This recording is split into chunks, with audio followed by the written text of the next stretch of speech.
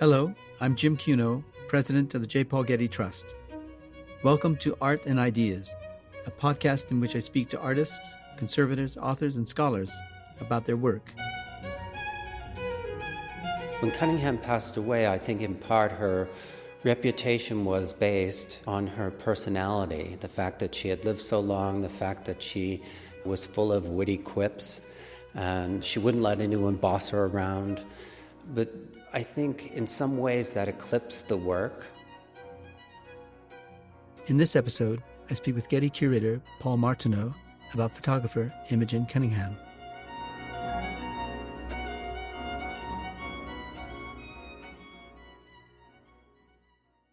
Born in 1883, photographer Imogen Cunningham was more than 80 years old when she received the first major study of her work in the winter 1964 issue of Aperture magazine.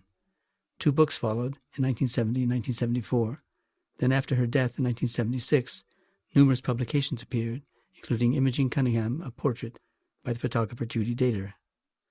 The Getty's exhibition, Imogen Cunningham, a Retrospective, is the first major presentation of her work in the United States in more than 35 years. In the exhibition and its accompanying catalog, Getty photography curator Paul Martineau and independent curator and art historian Susan Ahrens explore the length and breadth of Cunningham's long and illustrious career. I recently visited the galleries where I discussed Cunningham's work with the exhibition's curator, Paul Martineau. Thank you, Paul, for speaking with me on this podcast episode. Oh, you're very welcome. Now, this is the first major exhibition of Imogen Cunningham's work in the U.S. in more than 35 years. Why is that? I think there are several reasons. One is that Cunningham never wanted to be labeled one thing or another. She had a vast amount of work in many different styles and themes, and she said she worked by instinct, and she was going to leave it to the viewers to figure her out.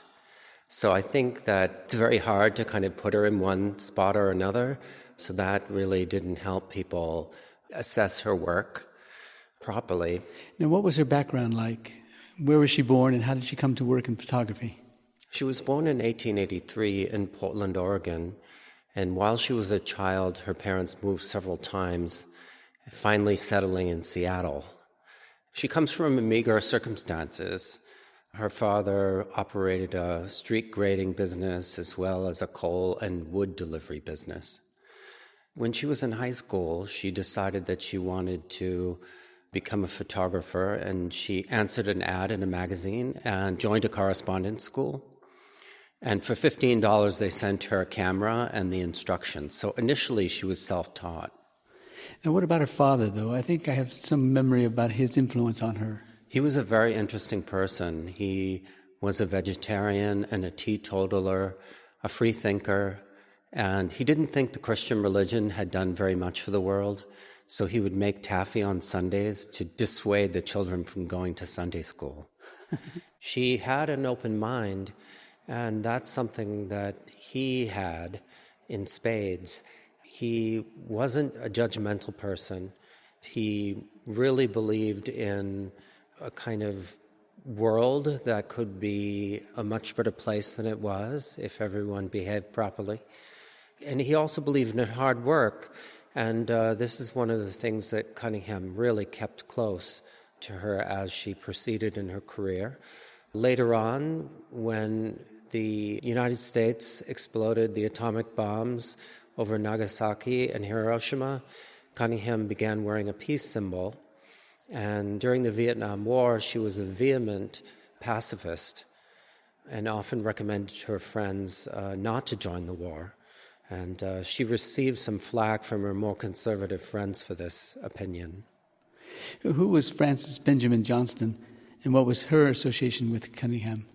Frances Benjamin Johnston was a photographer and photojournalist, one of the first pioneering female photojournalists who worked in Washington, D.C. She was appointed the official White House photographer for 5 different administrations. And in 1897, she wrote an article for Ladies' Home Journal called What a Woman Can Do with a Camera. And that was something that I think really inspired Imogen. In 1913, Imogen wrote her own article about photography as a profession for women. Yeah. How did she manage her first trips to Europe? Imogen received a scholarship from her sorority, and that allowed her to travel to Dresden and study photographic chemistry. There was a school that was renowned for the study of photographic chemistry. So on her way, she stopped in London and met Virginia Woolf and Alvin Langdon Coburn, who was a pictorialist photographer who was quite famous. And we believe this picture, which is the self-portrait with plaster cast of the Elgin marbles, was probably made in London in 1909 or 1910. And it shows her seated in front of a relief, and she's holding a sketch pad and a pencil. So she's appearing as though she's drawing from the antique.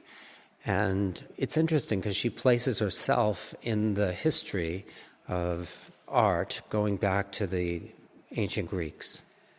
So when she came back from Europe to Seattle, she was working in a studio in Seattle, and we have a photograph of that studio here. Describe it for us and tell us how distinct it might have been at the time.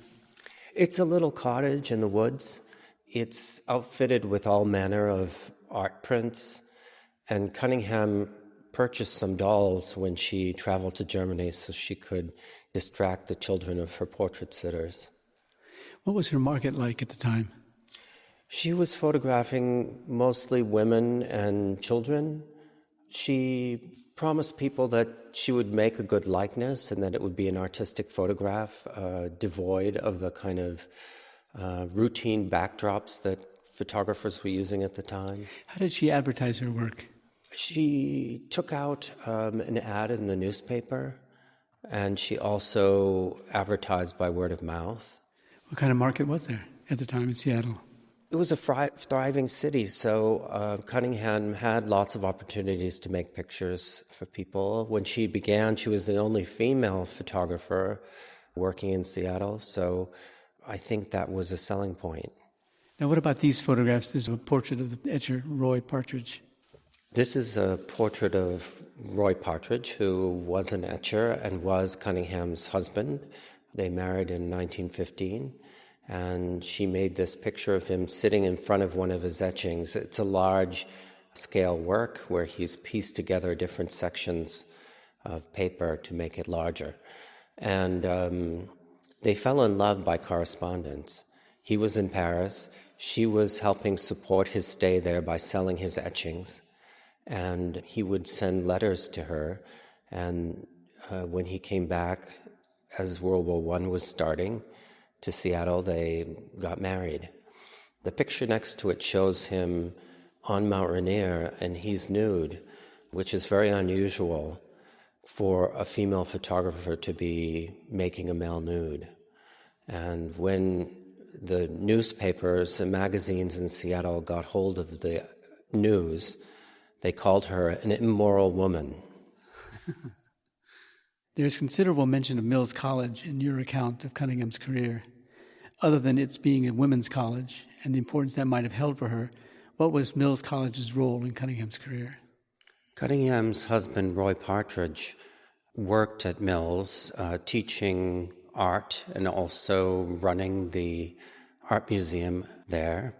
And Cunningham was a faculty wife, and she took advantage of all the opportunities of the lecturers that were coming in to give talks or dancers coming in to give performances to take pictures of these people. Now, Cunningham photographed the composer Henry Cowell, an important figure in avant-garde music at the time, and she photographed Martha Graham and other dancers in the 20s and the 30s. How important were music and musicians to her art and practice? Cunningham loved creative people. She loved being around them. She loved photographing them. And she had a deep respect for artists of all kinds. She took the opportunity to photograph all the dancers that came to Mills College. And then in the mid-1930s, she was invited to go to the Cornish School of the Arts in Seattle and help them make a brochure. She photographed all the musicians at the school. She met Martha Graham in Santa Barbara, and Martha agreed to make some pictures with Imogen.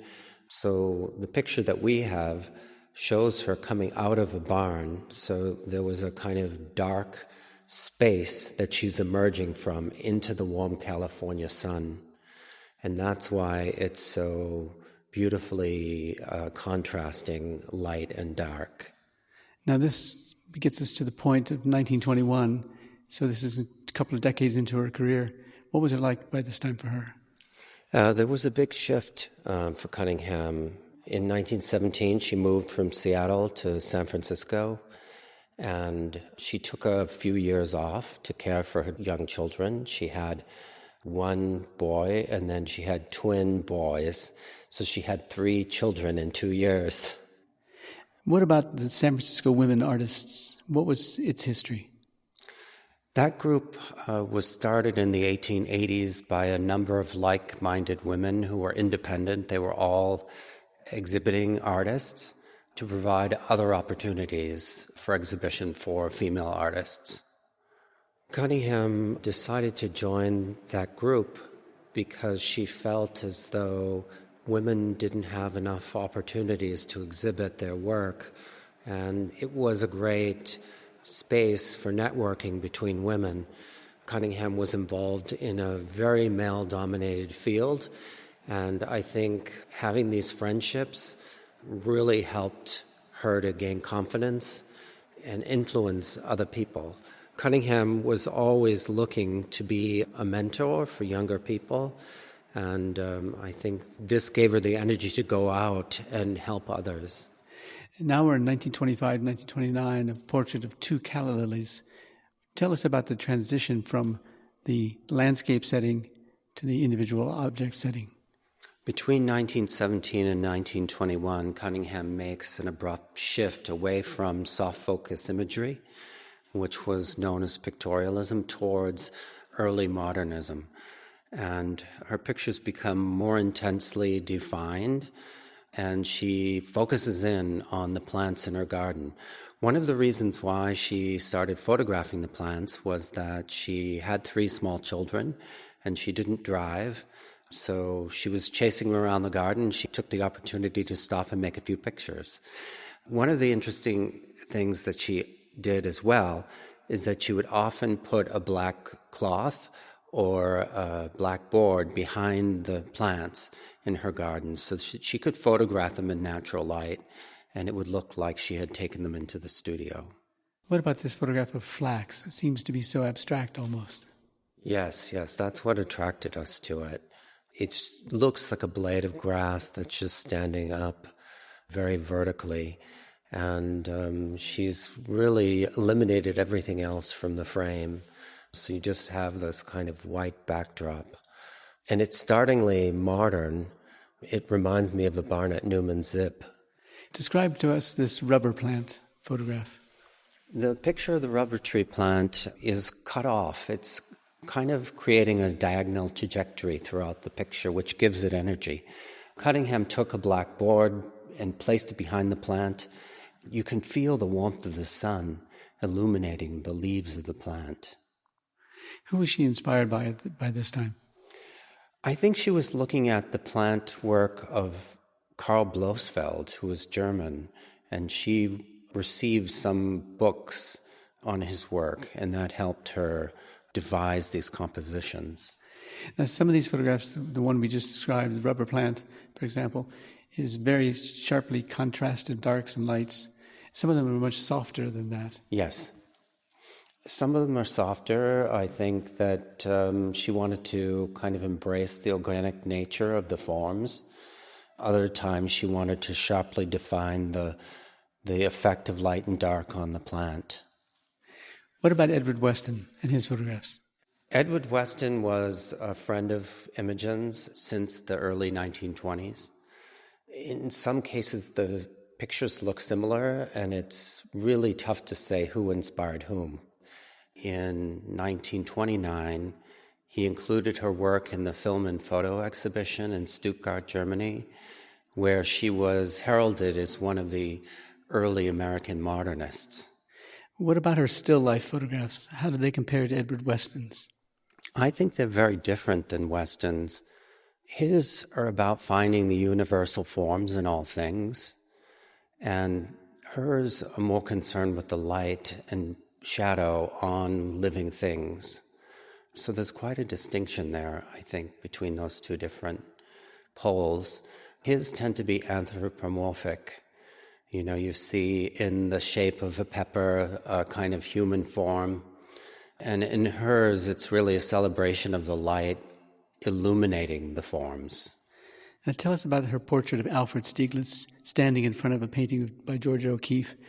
How did she get that picture, and what was her relationship with the modernist photograph? She really wanted to meet Stieglitz, and she went to his gallery in 1910 when she was traveling back from Dresden. But she was too afraid to speak with him.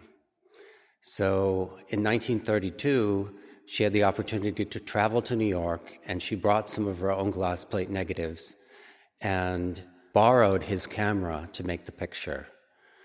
And she had him stand in front of Georgia O'Keeffe's Black Iris, and she made 7 exposures, and they all came out, despite the fact that she didn't have a light meter, and the camera was so rickety that it took an eternity to stop rocking on its tripod.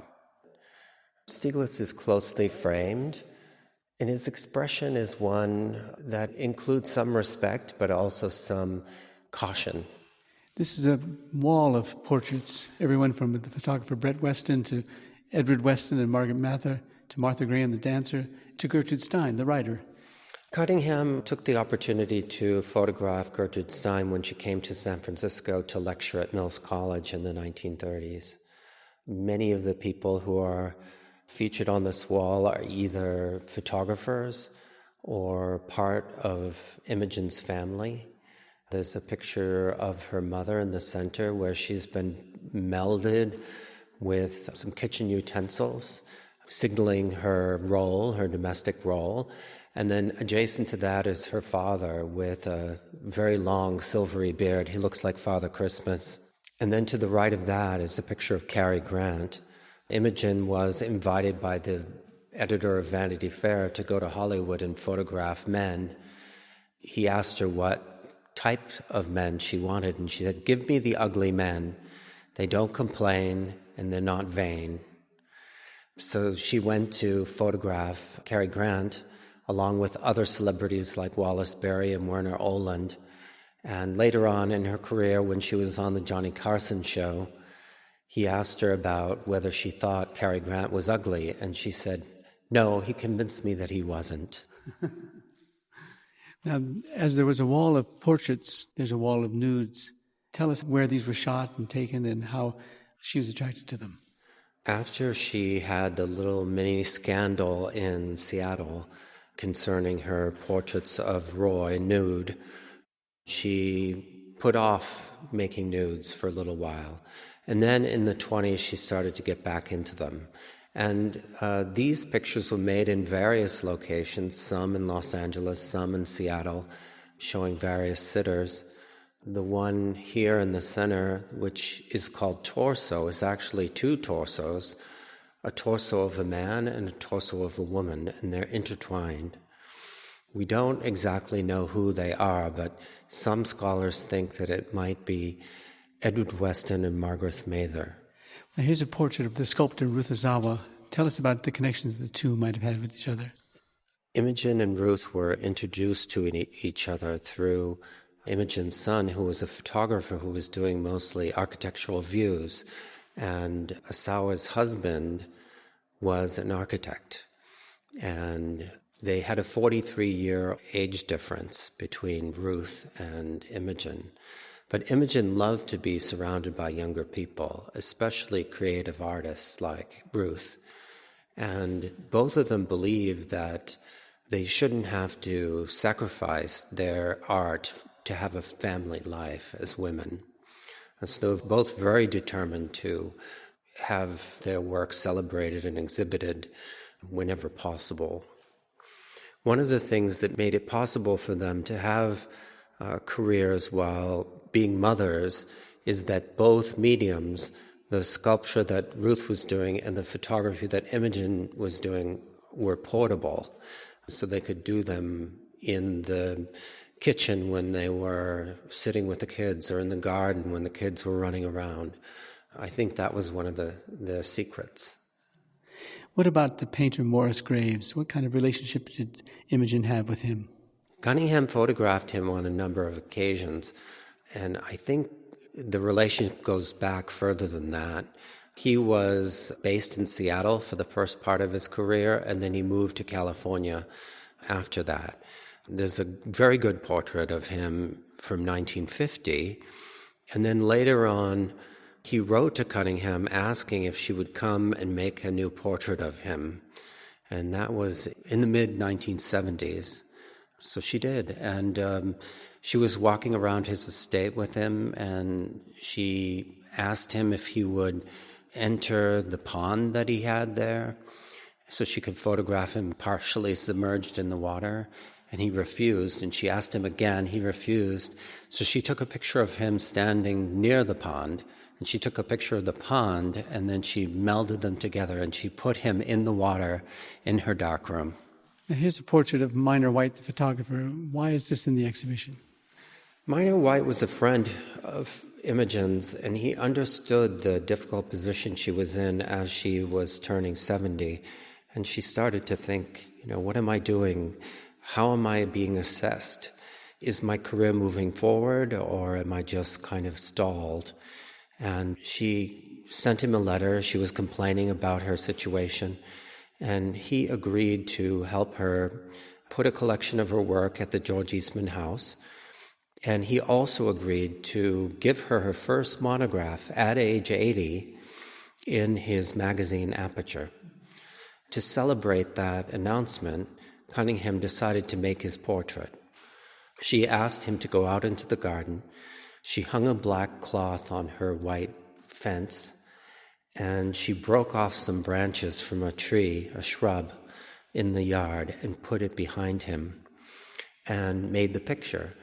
And when he published the work in Aperture, he described the sitting, and I'll just read that to you. Listening to the overtones of her words, a warmth was communicated. Then her face became beautiful. This was a wonder to watch, and I gave myself up to the light that seemed to diffuse outward from her face and head. Only then did I realize that it was her own light, whether she admitted it or even knew it. That's great. Now, in 1960, she traveled abroad. What prompted her to travel abroad? 1960 was the first time that Cunningham really had any money since the time she was divorced in 1934. Minor White had moved to Rochester to work with Beaumont Newhall at the Eastman House, and he's the one that arranged for a collection of her pictures to be purchased. So with that money, she made two trips, one in 1960 and one in 1961, to travel to Europe and meet some of her photographic idols. On one trip, she met August Sander, the photographer who photographed the German people of the Weimar Republic. And then on another trip, she sought out Man Ray in Montparnasse, and she took a very conventional picture of him. And when she got back, she realized that it was too boring, so she turned it into a Duchamp by moving her negative and having it look like his face and body were cascading down the surface of the picture. Cunningham was one of the first people to see the Nude Descending the Staircase by Duchamp shortly after it was purchased by a Berkeley collector from the Armory Show in 1913. He brought it back and he installed it in his staircase, and he invited people over to look at it. Cunningham went. Yeah.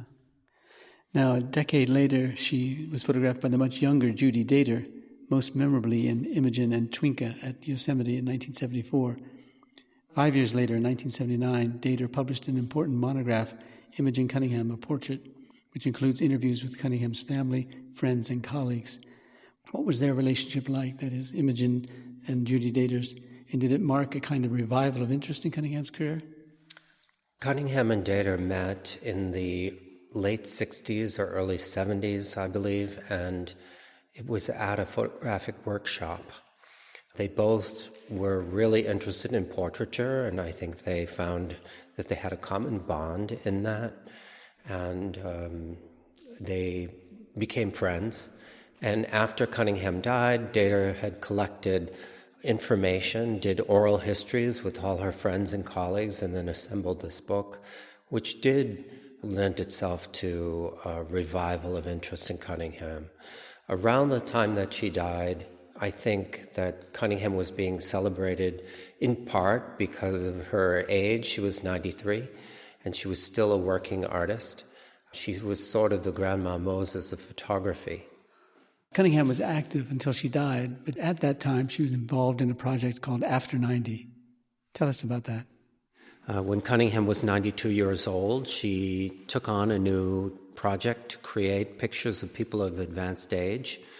And she went to hospitals and looked up her old friends and sought out people who were also over 90 to make their portraits. And Cunningham estimated the project would take 2 years. She was 1.5 years into it when she passed away, and the book was published posthumously the following year in 1977. But one of her friends inquired, are all these people that you photographed as active as you? And she said, well, I wouldn't call them active, but they were alive. But before then, at age 75, she divided her photographic career into 3 periods. What were those 3 periods, and does the division stand up still today? The 3 periods were related to the locations that Cunningham was living in at the time. When she began her career in Seattle, that carried her from approximately 1901 to 1917.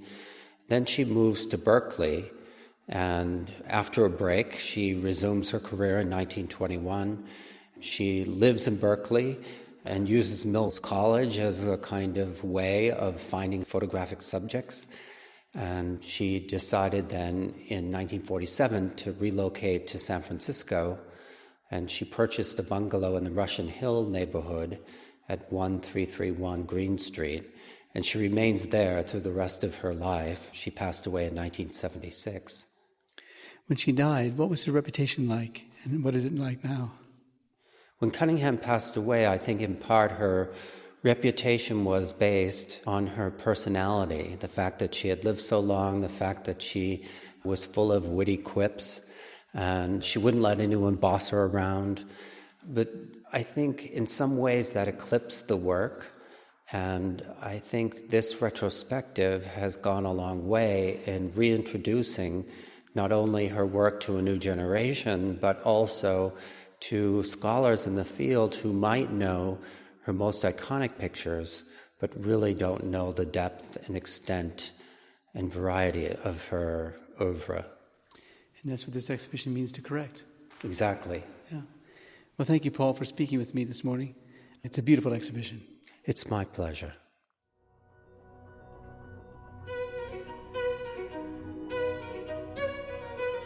Imogen Cunningham, a retrospective, is on view at the Getty Center through June 12, 2022. This episode was produced by Zoe Goldman, with audio production by Gideon Brower and mixing by Mike Dodge-Weitzkopf. Our theme music comes from the Dharma at Big Sur, composed by John Adams for the opening of the Walt Disney Concert Hall in Los Angeles in 2003, and is licensed with permission from Hendon Music.